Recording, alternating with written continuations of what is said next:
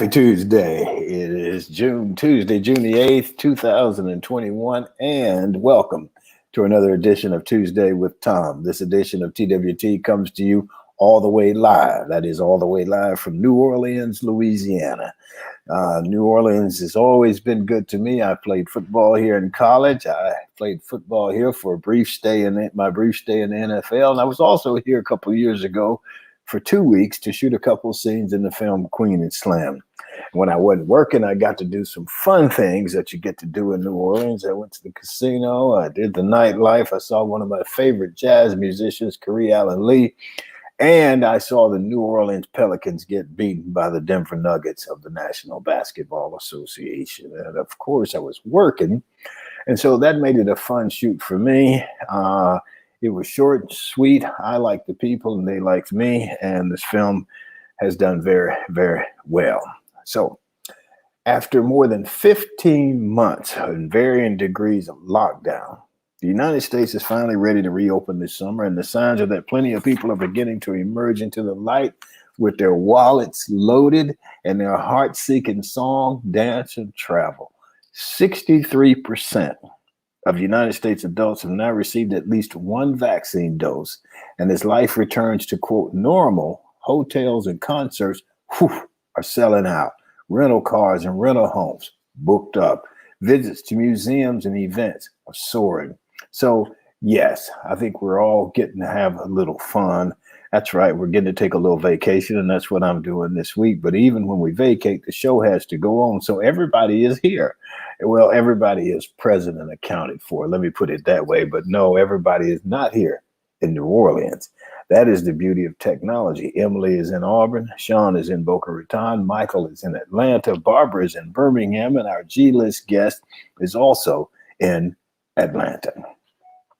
So for the past 15 months, we have been put up, closed up, shut up, and it is hard to believe that we would ever have a time like this again where we could get out and really enjoy it. It's vacation time. We're ready to get back out into the world. I've talked to many people who have ventured out over the past few weeks. Memorial Day saw so many people come into the area where we live. It's a tourist area. People were driving and flying in search of that memorable vacation, because vacations this year are going to be memorable. You'll always remember the post-pandemic vacation.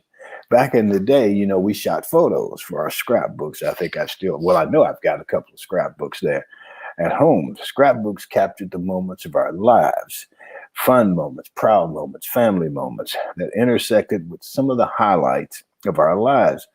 This year, photos from your phone will be posted to Facebook, Instagram, LinkedIn, and et cetera, et cetera. This year's vacation will be remembered as the vacation we took right after the pandemic lifted. You remember? You'll remember where you went. You'll remember what you did. And some of us may be still wearing our masks.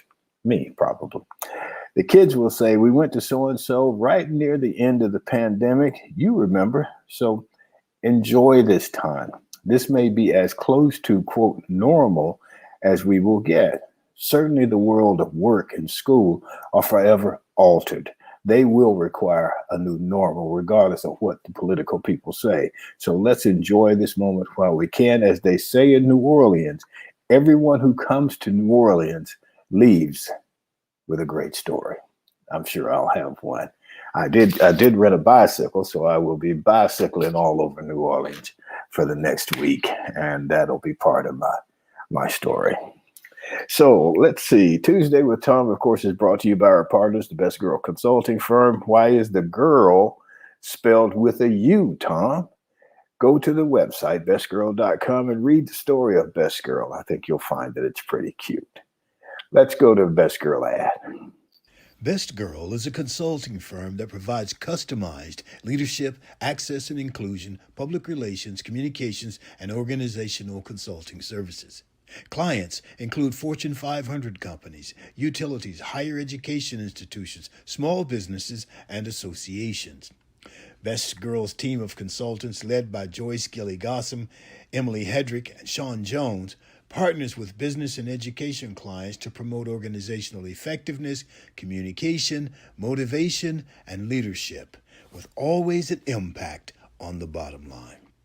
Best Girls customized consulting services include strategic planning, corporate communication, executive coaching, fundraising, and economic development. Solution that fits your need. Okay, and we have our special G list guest today is a man of many, many talents. A man I have known for many years by the name of Eric Simmons. I also knew him by his nickname, Butch. But in the past few years, I've come to know him as the Flea because everybody I know who knows him, when I referred to him as Eric or Butch, they said, "Oh, you're talking about the Flea." So that story is coming up in our G list discussion with Eric Simmons. I'm looking forward to it. Okay, let's get to our roundtable regulars. Barbara Wallace Edwards and Michael Walker. Barbara Wallace Edwards, of course, is a Mobile, Alabama native, currently living in Birmingham. And Barbara, how are you this morning? Good morning, Thom. I'm doing well, thank you. How are you today? I am doing great. I Good. am. It's a cloudy day in the Big Easy, but hopefully it's going to be a great day. So I'm I'm doing sure it well. will. I'm sure What's it will. what's happening in your world? Well, Thom, I am like you, coming back from a vacation, short vacation though. Went down to Mobile this past weekend for a beautiful occasion. My little cousin Rashida got married to her handsome groom Terrence, and it was an absolutely phenomenal wedding ceremony and reception. That was enjoyed by the family. I got a chance to see some family I hadn't seen in quite some time since before the pandemic. So this was quite fun. How was it? Were people distanced? Did they wear a mask, or was it just hey, let's go for it? No, most of the people wore masks. The ceremony, they had just, two people sitting together, and the seating was 6 feet apart. The reception, you mainly sit with family members that you knew. So they were very careful. So I was proud of Okay, them. I want to come back and ask you about your favorite vacation, but let's get Michael on here. Okay. And good morning, Michael Walker. How are you? Good morning, Thom. Good morning, Barbara. I'm doing well. I hope the two of you are doing well also. So, Michael, what's happening in your world? Well, I have to tell you a couple things here. President Biden has put the pause on the public option health plan. There's been a lot of talk about a universal health care law coming in, but instead he's focusing on his infrastructure plan that has layered in it permanent health care subsidies to finance Obamacare. That's part of the reasons why the Republicans are fighting his infrastructure plan, because they say it doesn't stick just to roads, bridges, and things of that nature. One other thing of note is Liz Fowler, Director Center for Medicare Innovation, is taking a look at one of former President Trump's proposals to lower drug health care costs that Medicare pays. He was trying to bring it in line with other wealthy nations. However, the obstacle is the fact that it's held up in court because the former administration under Trump did not follow proper protocol in order to get it implemented. Okay, well, I want to go back to vacations, a little lighter subject. So, Barbara, tell me what your favorite vacation was. Thom, my favorite vacation of all was in 2004. My entire family had an opportunity to go on a cruise. And it was my parents' 50th wedding anniversary. They got a chance to renew their vows. And it was a trip that was planned by my sister 1 month before she passed away. So it was a beautiful, beautiful vacation where, again, the nieces, the nephews, all the children, my parents, my grandparents, the pastor of the church where I grew up Jesus. in. It was a huge family event, and that will stick with me forever. Where'd you guys cruise to? We actually cruised to Mexico. Okay. So yeah, we had a great time. Okay. Michael, what about you? You got a favorite vacation out there? Well, I won't necessarily say it was favorite, but I'll say it was probably the most interesting when I went to Alaska on a cruise several years back and went to Juneau, Ketchikan, and Sitka, Alaska. Went deep sea fishing and pulled out about a 25-pound salmon and had it Did you? Yep, had it cleaned and and they did a quick freeze and they shipped it back to Atlanta. It arrived 2 days after I got back, and Wow. was able to fillet it and put it on the grill. So it was great. I had an opportunity to go out in the forest, and we ate salmon jerky and all of that stuff out in nature. Alaska is so interesting because when you go through different parts of it and you see the big eagles, the bald eagles that are sitting up in the tree looking so majestic. And then there are funny stories where bear cubs are running down through town and turning over the trash cans and stuff and robbing trash. So I'd have to say that was probably my most interesting vacation. So let me ask both of you this question. And I'm kind of into vacations right now because I just started one. But if you could do anything that you wanted to do on a vacation, irrespective of time and money, what was the one thing, the one vacation you would like to take? Wow. Tom, I think I would like to go to Dubai. I've heard so many wonderful things about. Just had a flea come in here. No pun intended. It was just bush flying around, and we'll talk about that later. But yeah, I would love to go to Dubai and take my entire family. I'm a big family person, so I would love, if time and money wasn't an issue. Why Dubai? I've just heard wonderful things about it. I've seen pictures of it. And it's absolutely beautiful and just majestic to me. And so that's just one of my dream locations. Okay. Michael? I think I would probably go to Italy, go to Rome, Italy, those places, and maybe go over to Greece. I like to think about and go and walk through the history of that time period, and see all the things that are left.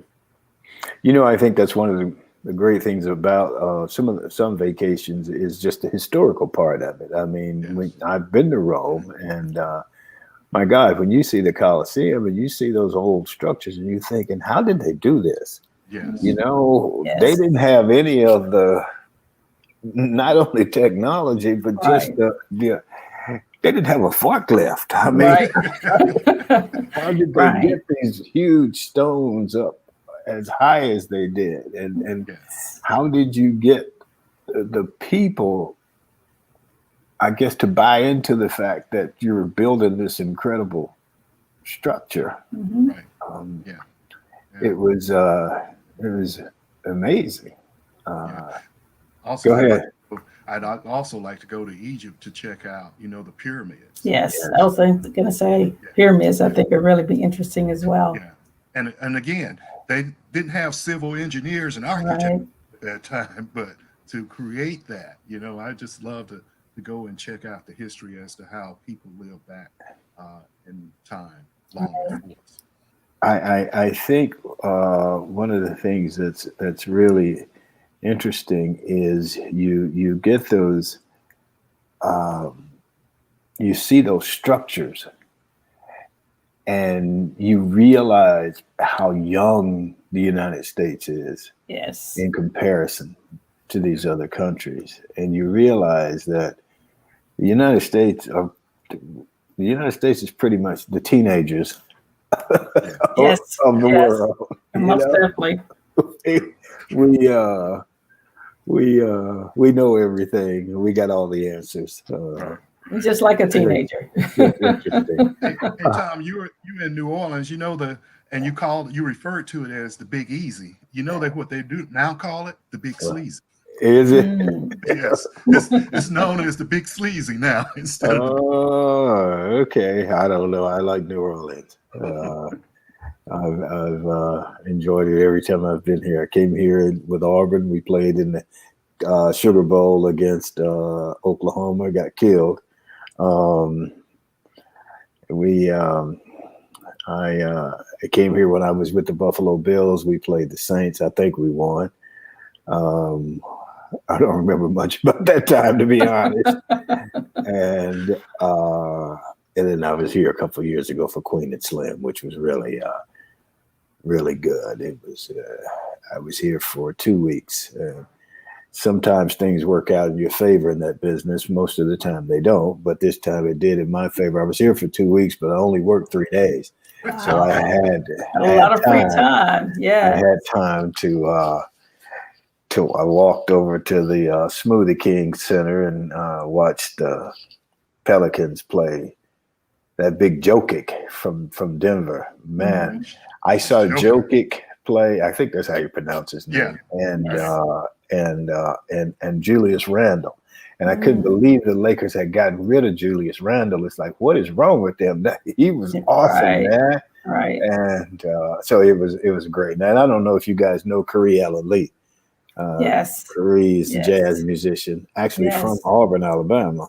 I did not realize that. Yeah, he grew up in Auburn. Okay. And I went to see Kareem that night. And so it was just a wonderful, wonderful night. Let's see. Anything else you guys got? Barbara, Michael, anything regarding your vacations or anything like that? I will say this. My wife made me a big scrapbook a few years ago, and we still got it. But now everything scrapbook. It's on our phones. Everything is here. Anything else, Barbara? I was just going to say, take good notes while you're down in New Orleans, Tom. I'm going to be visiting that area in a couple of weeks, so want to know what's open, what's the best places to eat. So please let me know. Well, I tell you, we've got it's about 10 of us. We rented a house in the Garden District, and so we're close to everything. We can walk to everything, and that's great. I'll be bicycling a little bit later today. You're gonna ride your bike down through Bourbon Street? I might. I don't know. I'm just gonna go and see what I run up on. You know? I've ridden bikes now. I rode bikes. I had a bike when we were in Paris. I rode all over Paris with a guide. I had a guide who would take me all over, and then I rode one day by myself, but I was a little hesitant to go too far because I didn't know if I could find my way back. And I rode a bike all over Rome. Well, the only piece of advice I would give you is put your helmet on. I keep my helmet on when I'm out of town. Not so much when I'm in the neighborhood, which I probably should do.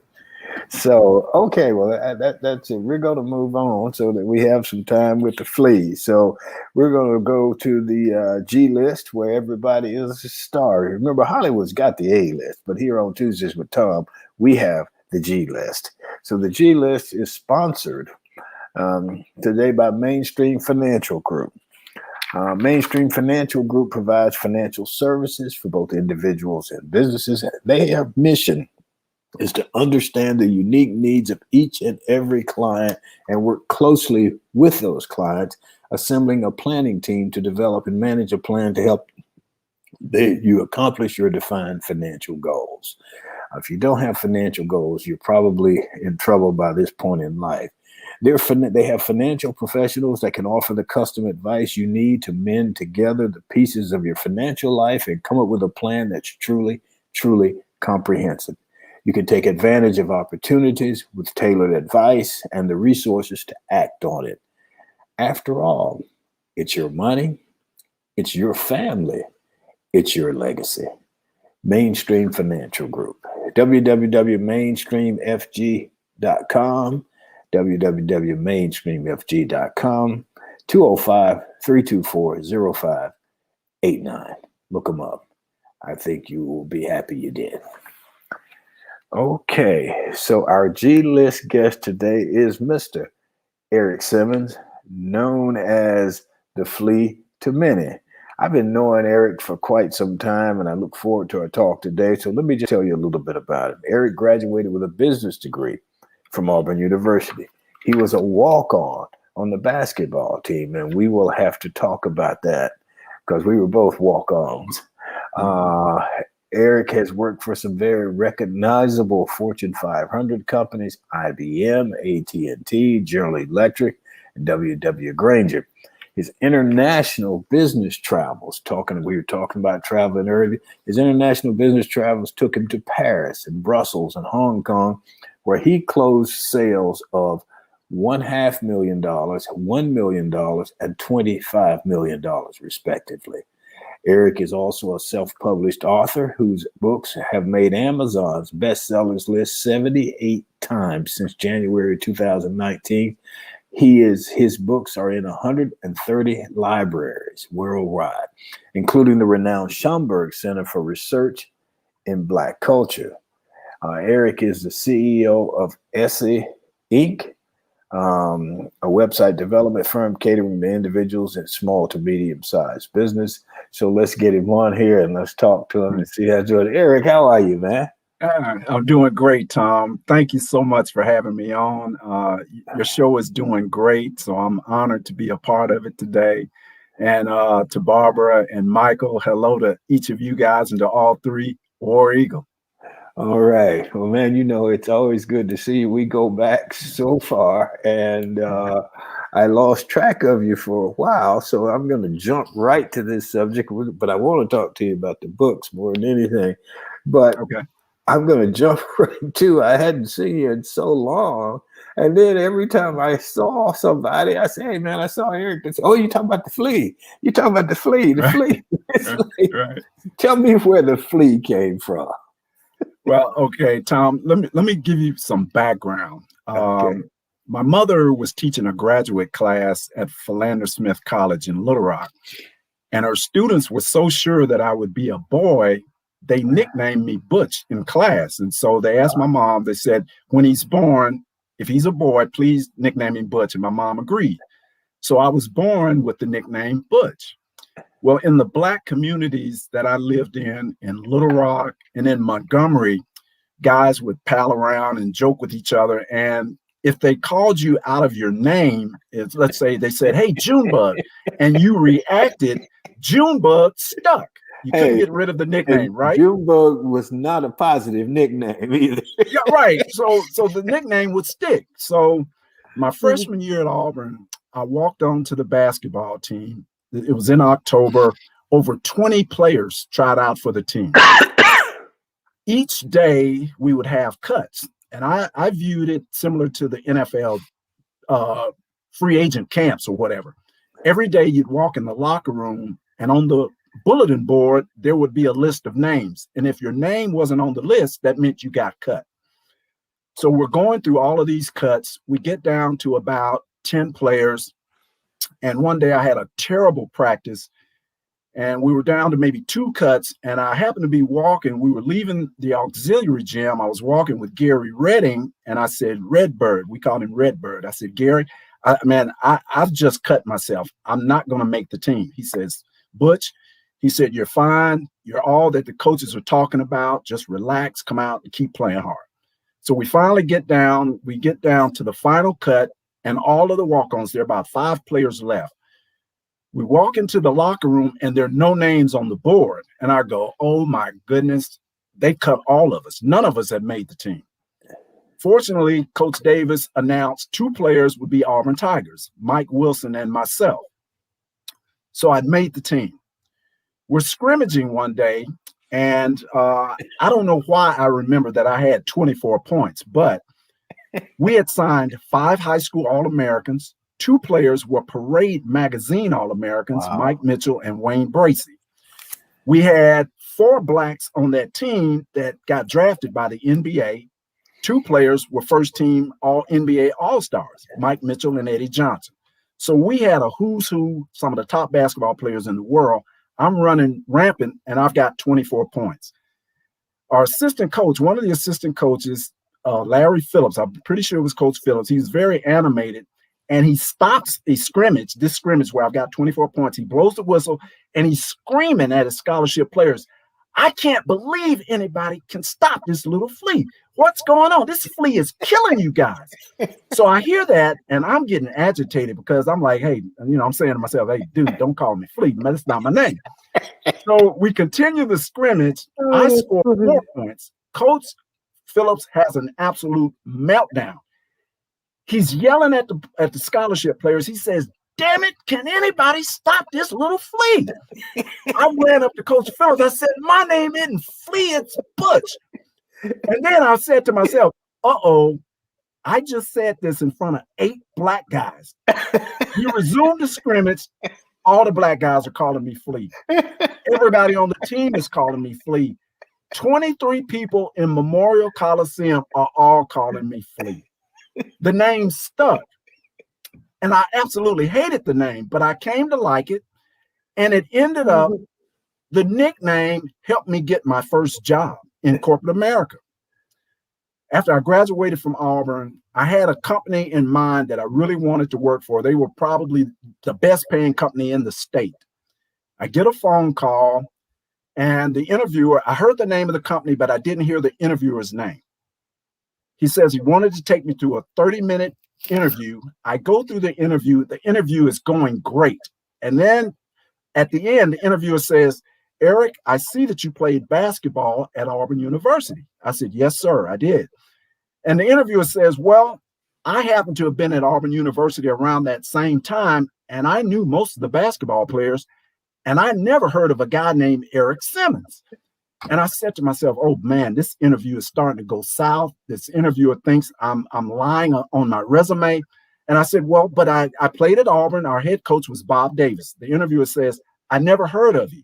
And so I asked the interviewer, I said, my apologies, but when you called, I heard the company name, but I didn't hear your name. May I ask with whom I'm speaking? The interviewer says, oh, this is Thom Gossam. I said, TG, this is Flea, man. And you said, Flea, I never knew your name was Eric. I said, nobody at Auburn does. And you went on and I did great. You told me in the interview, you said I had to do an in-person interview and told me you were going to recommend me for the job. So despite me not liking the nickname Flea, the good that came out of it was it got me my first job in corporate America. I'm surprised I didn't ask. Do you remember that? Do you remember that? I remember interviewing you. I don't remember the Flea as much, but that's funny. One thing you said I thought was really interesting too, and it shows the differences in how far things have changed. You said there were 2 blacks who were recruited who were all Americans and blah blah blah blah blah. Mm-hmm. And, this was still an era when there were a minority of black athletes on the team. That was, I've got a team photo from my early days, and you look at that photo and there's just me and James Owens in the photo. And it's, and you realize, wow, this was a whole nother era, man. This was a different time. So, right. So you walked on, I walked on. It's very difficult to walk on. And you're right. You have daily victories. We would go as a freshman, we'd go to the locker room and you would look at the board to see, where your name was. And I remember one day I had a great practice and I could tell the coaches were liking me. And I walked into the locker room that day and I looked up on the board and I was on the second team. I had moved up from the scout team to the second team. And it's like, all right, I'm getting there. I'm making progress. And we had this one locker room. It was so bad. And it was where they put all the walk-ons and we called it the ghetto. And I actually got moved out of the ghetto that day into the main locker room. And I knew that I was making some progress. It's interesting. Walk-ons, we sort of treated like second-class citizens. Not sort of, you are. Yeah, you have to earn people's respect. And fortunately, I was able to do that in you as well, as exemplified by your career. But the scholarship guys embraced me, once I started making my way. So it was a great time. It was a good experience. I'm going to say this, and I need to go to Michael and Barbara, but you're absolutely right. It's interesting in terms of a team. You said the scholarship guys embraced you. The coaches can embrace you and reward you with a scholarship or whatever. But it's equally as important that the scholarship guys embrace you. that they welcomed you to the team. And that's how I felt. Right. James and Virgil, they accepted me. I was one of them. I wasn't different because I was a walk-on, you know. Right. And, yeah. You know, and something interesting, Thom, my freshman year, after I'd made the team, I had a knock on my door. I stayed at Campus Inn. I wasn't too far down from Barber, where she and Wanda lived. And I had a knock on the door, and when I opened the door, I had my mouth wide open. It was you. And you said, well, Butch, can I come in? And you came in, and you said to me, and I'm a freshman, and you said to me, Butch, how are things going? And he said, look, if you have any problems, come to me. I'm here for you. You know where I'm at. I'm over in Sewell Hall.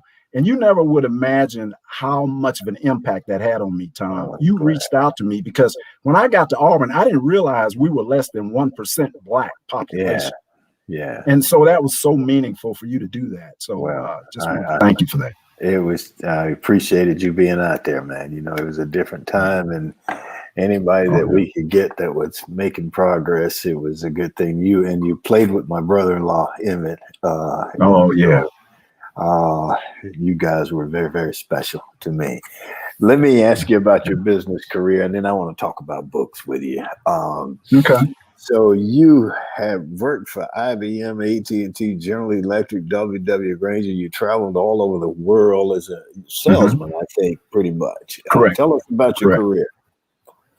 I was fortunate enough after graduating from Auburn.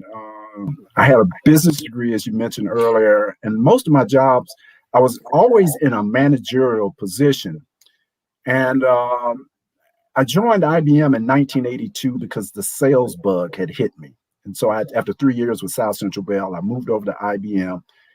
And at IBM, I became the first Black in their data processing division in Birmingham in a sales position.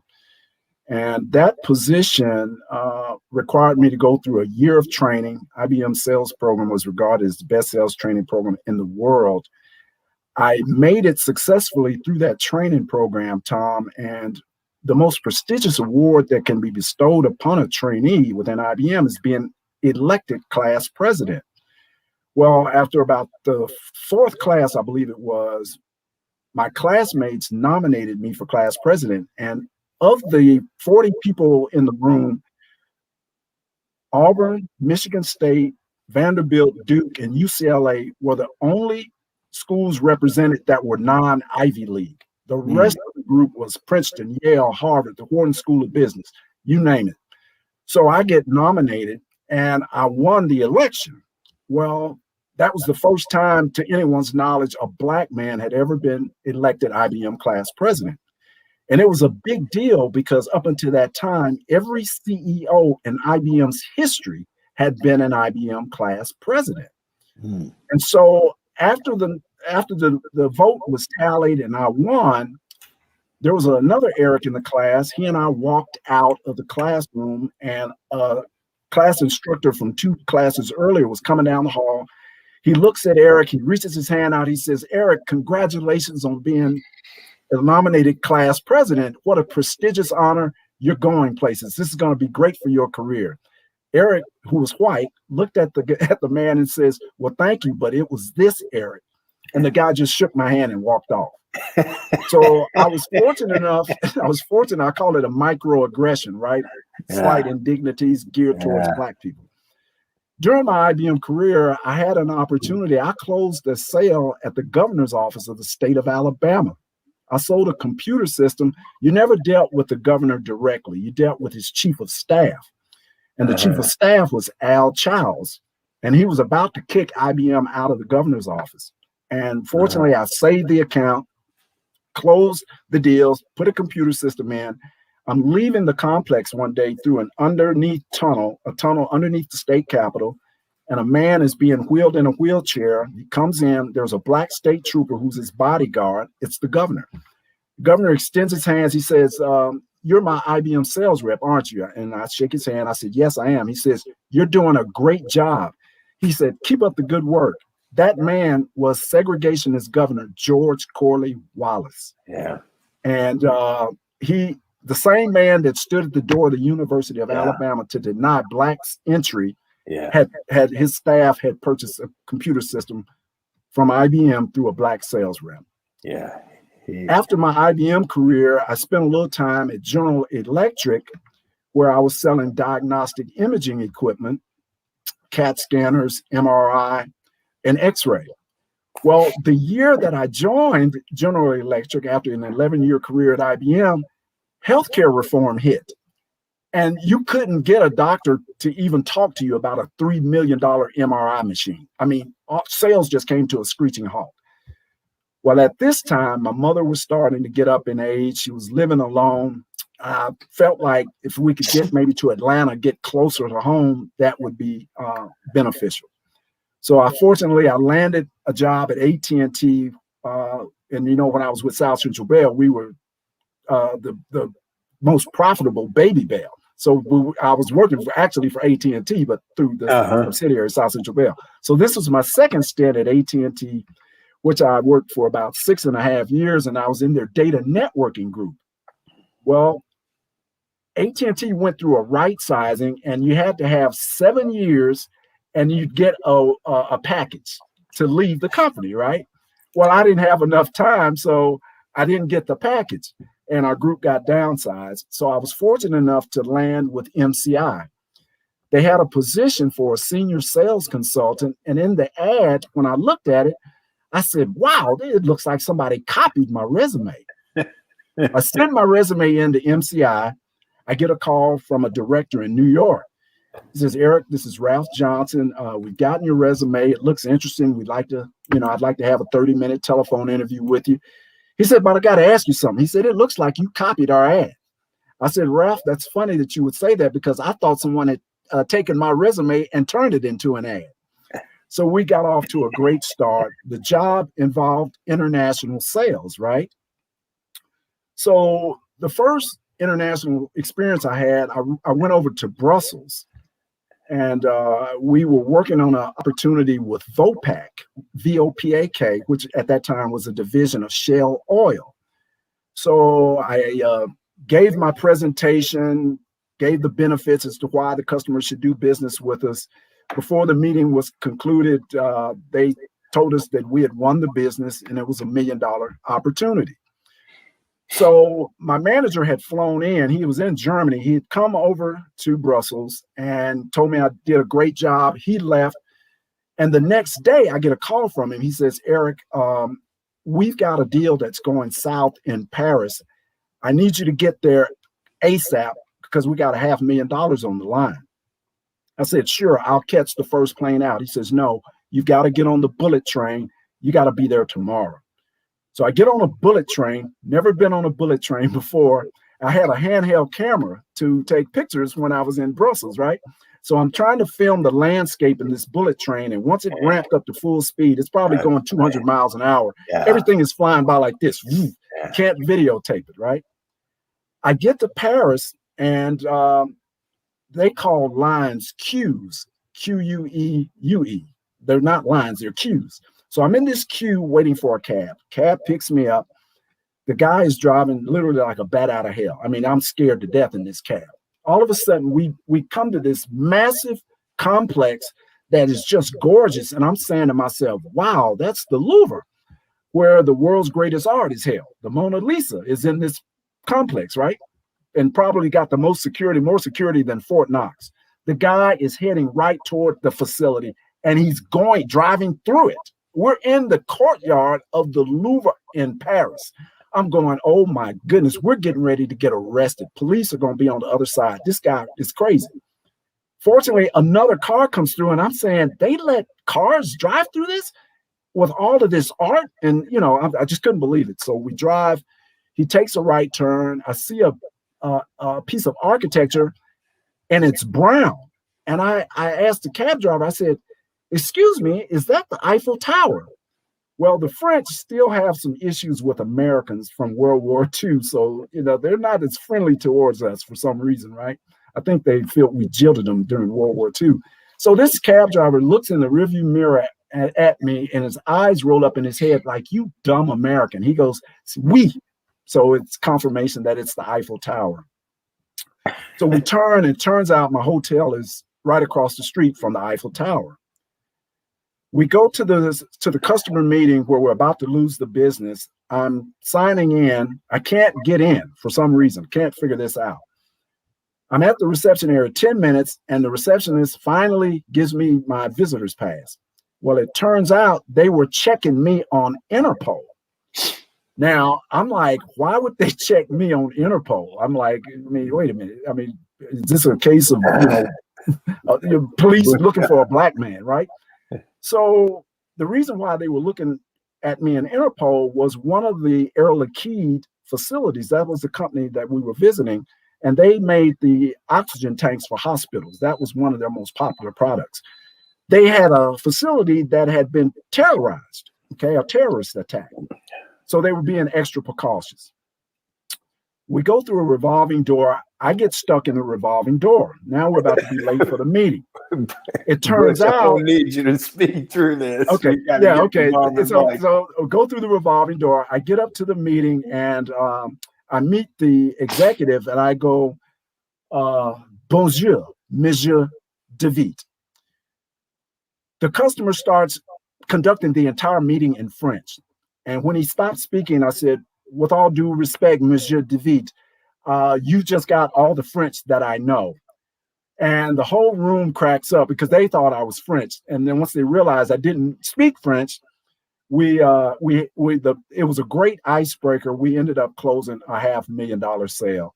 And then lastly, I went to Hong Kong, and the customer had told me in advance we had an uphill battle to close their business.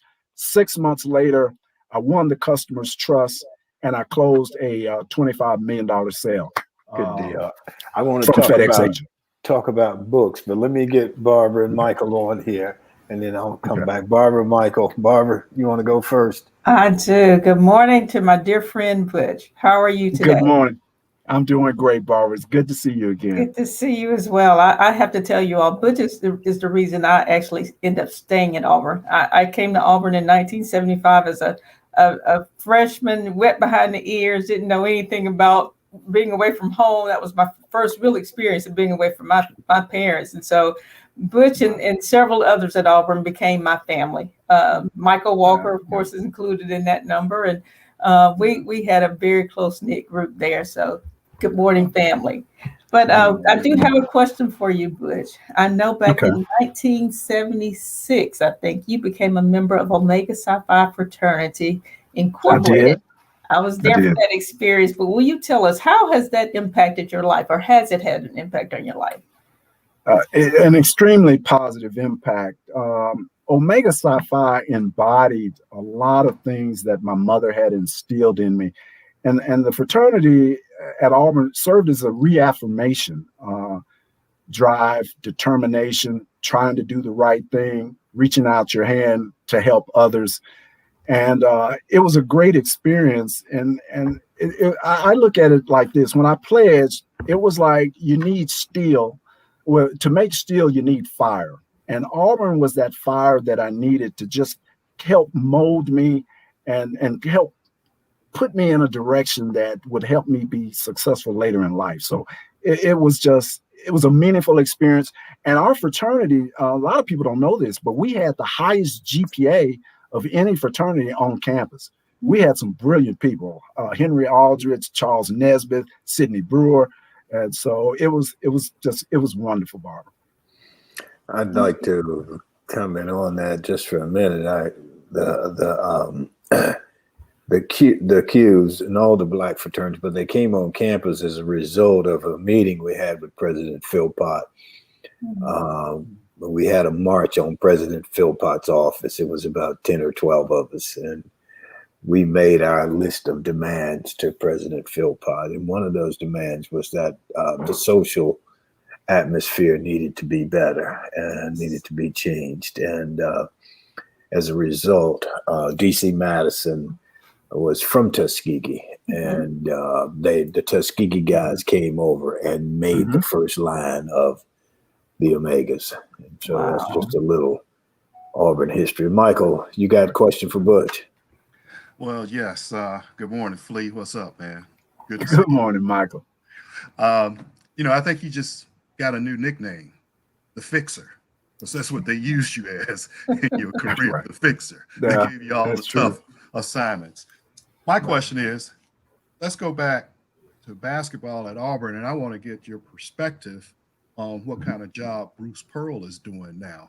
And I'd have to say that if you were in your heyday and playing basketball, you would probably be the type of point guard Bruce Pearl would like because he seemed to go after these small scatterbug point guards, where back in the day, back when we were down there, they wanted big guards. Absolutely. That's a great observation, Michael. Yeah. When I was playing at Auburn, we were in a era where big guards were prominent, and everybody in sports, you typically look at the team that's doing all the winning, and then the other teams try to model that behavior, right? So Kentucky was winning. Kentucky had big guards, 6'6", 6'5". Alabama was winning. They had T.R. Dunn, 6'4", and Anthony Murray, maybe 6'2", 6'3". So we had big guards at Auburn. When I look at Bruce Pearl's program, I think he's doing a great job. He's a tremendous motivator. He gets the most out of his talent. He lets players play. He's a player's coach. He reminds me of Bobby Pritchard, who I played for at Auburn and was the first Black coach at Auburn.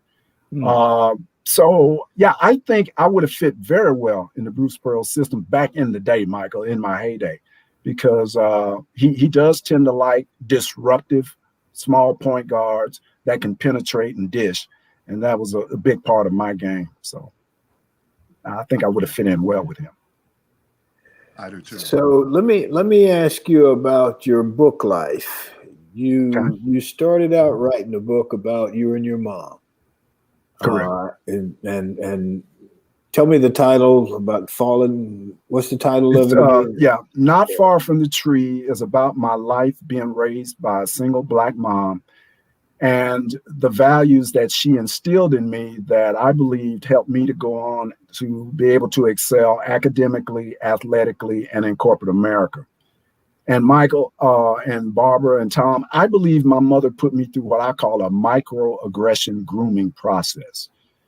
From a young age, I was exposed to theater, to arts. I participated in school plays. I was a first trumpet, third seat player in the symphonic band in my junior high school.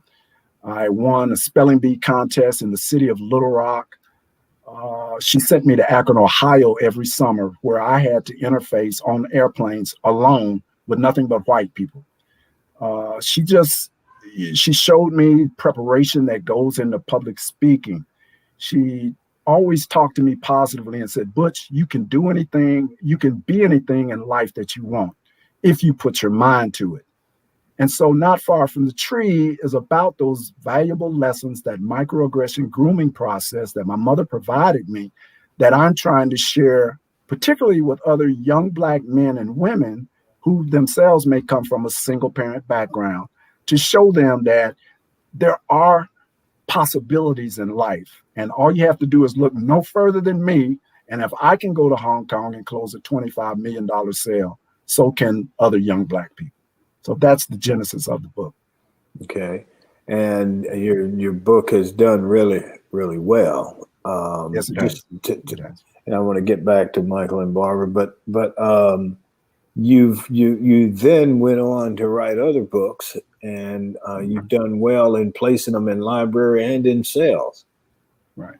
Well, interestingly, what's happened to me, Thom, every book has kind of been a byproduct of something. The first book was a byproduct of me trying to share my story with others.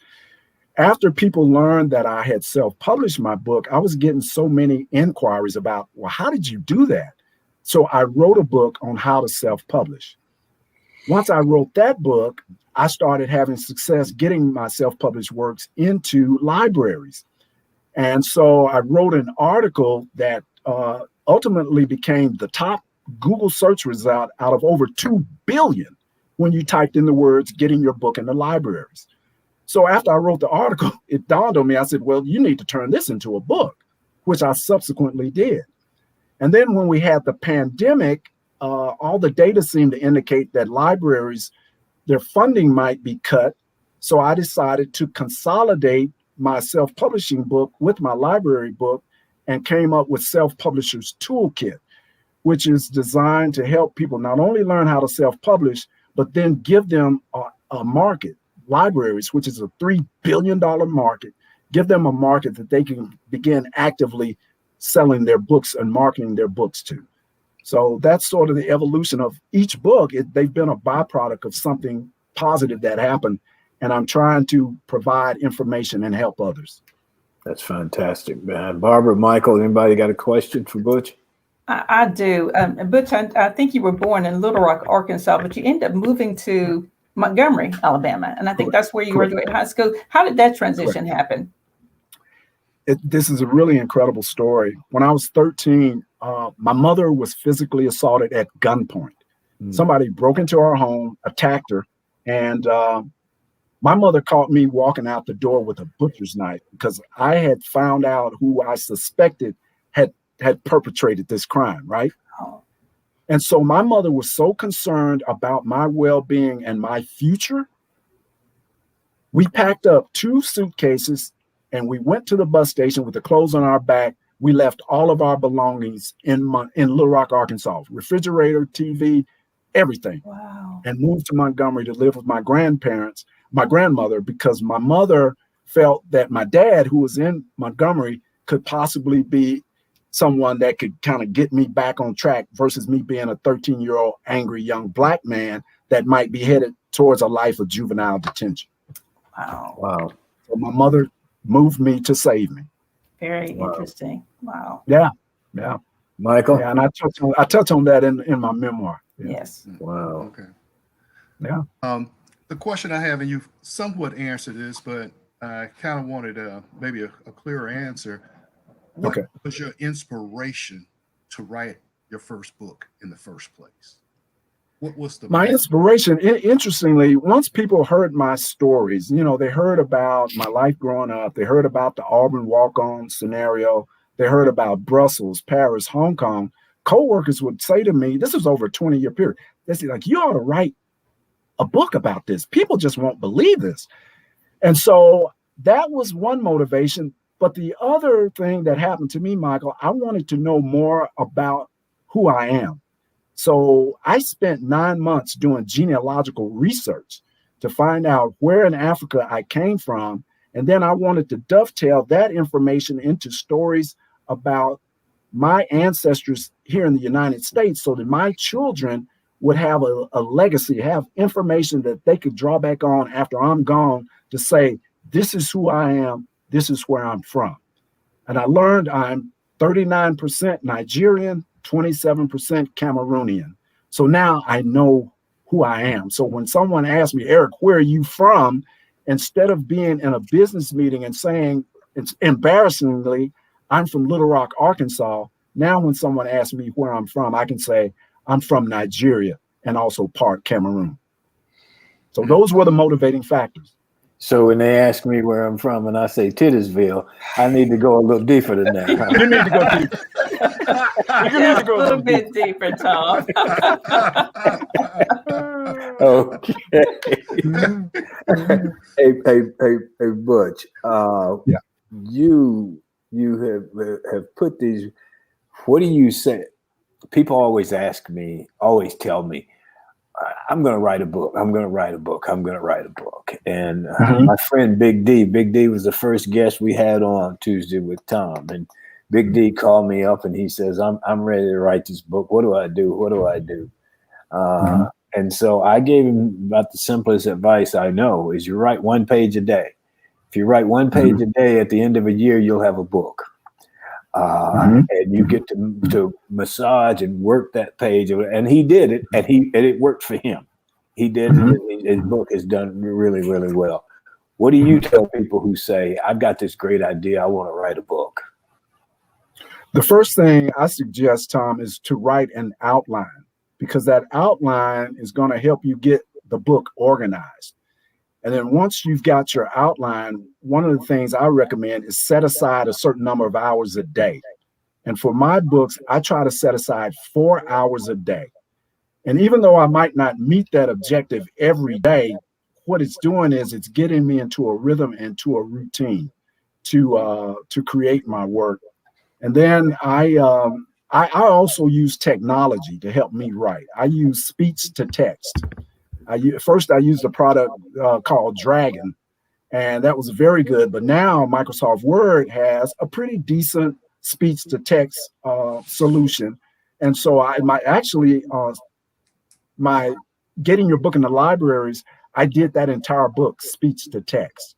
So my words would be, first create an outline, then set aside time to write. Then if you want to use technology to assist you, go that route.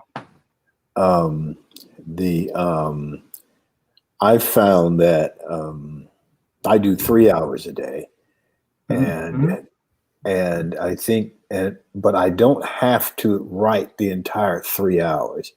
You know, you spend time setting up things. You spend time, the great thing about research now is you can be in the middle of a paragraph and just stop and Google something right quick and put it, and then plug it into what you're doing. So the whole 3 hours may not be just writing the text of the story. It may be having to deal with the total That's book. correct. Not correct. Right. It's what I generally do. And Thom, one of the things I wanted to share with the group, of the 130 libraries that my self-published works are in, each one of them I got in via email. I'm sending emails. Yeah, I'm sending emails. I've developed a customized email, and I've got a spreadsheet, a database that I call, that I'm doing mail merges. And I averaged, for the 130 libraries that have purchased my self-published books, it took me 3 emails before they bought. So I've developed a system that has worked extremely well. And so in Self-Publisher's Toolkit and getting your book in the libraries, I'm taking the reader through what I'm doing through that process. It's interesting how far self-publishing has come, because self-publishing at some point had the reputation, oh yeah, well, that's self-published. That's not any good. You got to get a publisher to do it. And I think that world has changed. And right, it's come so far, Thom. In fact, you've got USA Today and New York Times best-selling authors that are self-publishers. Yes. Joanna Penn is a perfect example. She's based in the UK, and she is awesome. She's a bestseller, and she's a self-published author. Anybody got another quick question for Butch? We got another minute or so. No? But you got something you want to leave us with? Well, no, my apologies that I was telling stories. You know, I'm a storyteller by nature. Well, I am too. I understand. No, this has been great. I hope some of what I shared has been informative for your audience. I hope they've been able to benefit somewhat. Again, my many thanks to all three of you for this opportunity to just bring you up to speed on some of the things I'm doing. And it's been a pleasure. I think when I give speeches or when you talk to people, people remember the stories more than they remember anything else. So when you tell stories to people, they remember that. People will say, I don't remember, but he's told this great story about so and so and so and so and so and so. And in the stories, that's where the lessons are. Yes. That's generally where the lessons lie. So, okay, well, let us move on.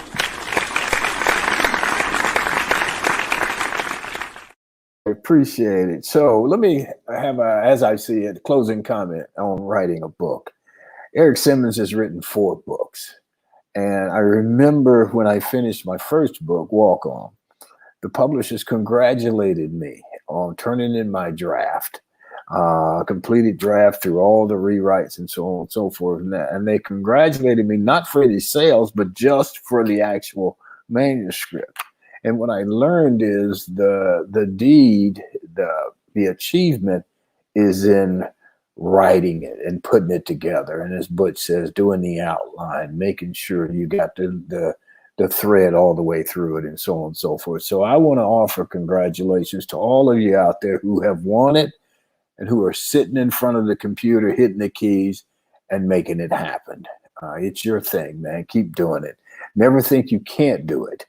because you can. So that's our show for today. I want to thank the audience. We appreciate you. I want to thank Michael and Barbara. I want to thank my good friend Eric Simmons. Eric reminded me of a couple of stories that I had forgotten in terms of our background together and in terms of our interaction. And hopefully I was of some benefit there. Our G-list guest for next week is Michaela Walker, the daughter of our roundtable speaker, Michael Walker. She is a basketball coach at the University of Delaware. And of course, the daughter of roundtable regular Michael Walker. I want to thank our sponsors, Best Girl and Mainstream Financial. You know somebody who you think would make a great G-list guest, please refer them to us at either Thom@bestgirl.com or Emily@bestgirl.com. I want to thank Emily Hedrick, the communicator, our producer. Thank Sean Jones, the organizer. And remember to enjoy yourself. Keep on smiling. Make every day count. Stay safe. Peace.